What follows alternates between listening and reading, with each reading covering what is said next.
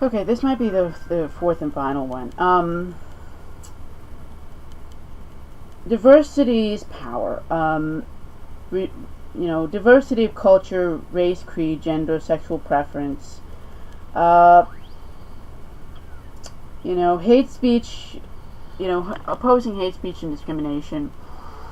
That's a universal belief, and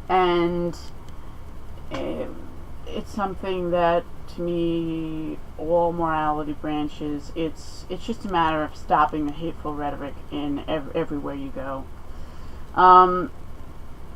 Criminal justice system, Article 14.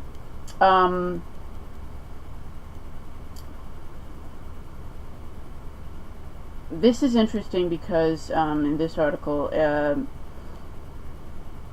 it's both a fighting monopolies of banks and and it's also fighting the concept of the war on drugs. Now, progressives have been fighting this in the name of pure humanitarian reasons. Libertarians have been fighting this on the basis of monopoly is a definite problem to the overall free market, and no drug really should be illegal. Tax it, consumption taxes, and yes, say what it does, and then leave it up to people to decide. And definitely free up the jails and stop, overcrowding people, and stop allowing, early release of dangerous folks who committed dangerous crimes. And, for all of the people that it's just drugs, stop the expensive nonsense in terms of locking people up. Freedom of belief.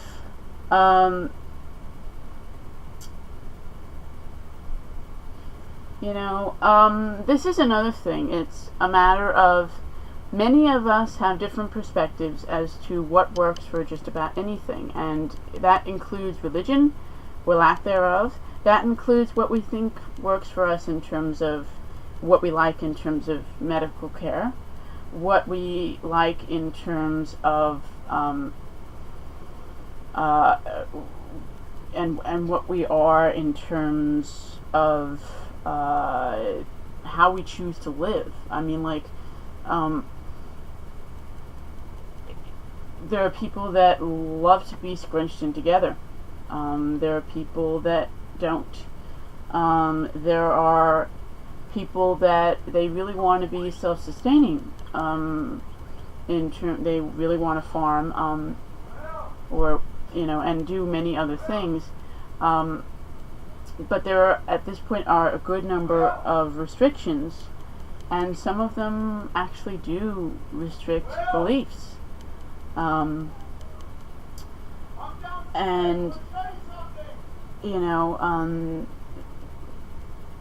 labeling and a lot of paperwork involved in labeling is one of the ways that that's done.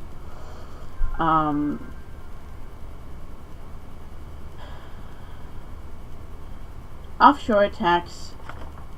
Okay. Disabled Americans. This is something that's very close to me because I have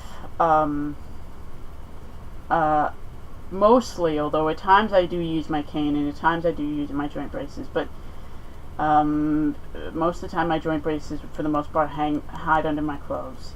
My cane I don't always use. But my medical conditions, they're significant. I was born with them. My husband's, they're actually more limiting for him in terms of what he can do, but he doesn't use any mobility aids whatsoever. So in theory, many people say, "Oh, he's healthy." It's like he's been to the hospital like 3 or 4 times in under 2 months. No, he's not fine. I adore him. But to say that he's perfectly healthy, and at times he definitely looks that way, but he's not. And there are many people like us. Most people who have disabilities, including severe orthopedic issues. I have spinal conditions. I have allodownal joint temporal mobility. So my joints can go in and out of socket whenever they are well pleased for normal movement, and they often do, unless I have them braced up, at which point that stops at. So, and I have pretty severe arthritis in my hands. So therefore, I definitely am what you call disabled. But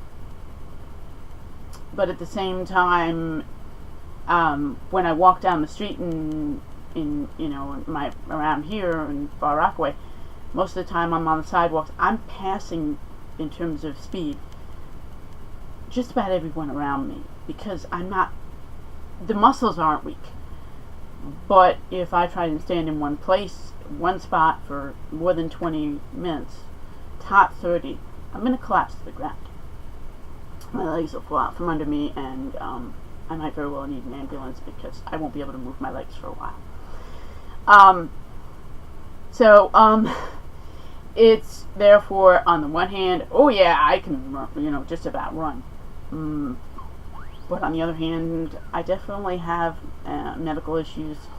Most of the time I either need help or I need to push my entire weight against the door to open, like the heavy bathroom doors.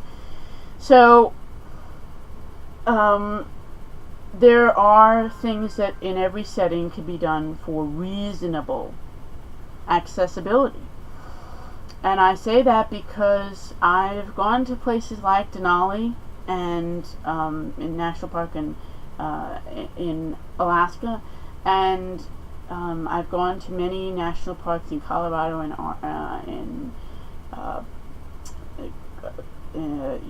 all of the Southwest, Arizona, New Mexico, Montana, Badlands, and frankly, with my medical issues, as odd as it seems, as it really sounds, and it is goofy, I have more trouble with my joint conditions getting up and down most of the subway corridors in New York City and surviving the amount of standing time that is here and there required to get on my proper train to get home than I do, and that I have, at getting around national parks, which in theory are not even supposed to be close to handicapped accessible.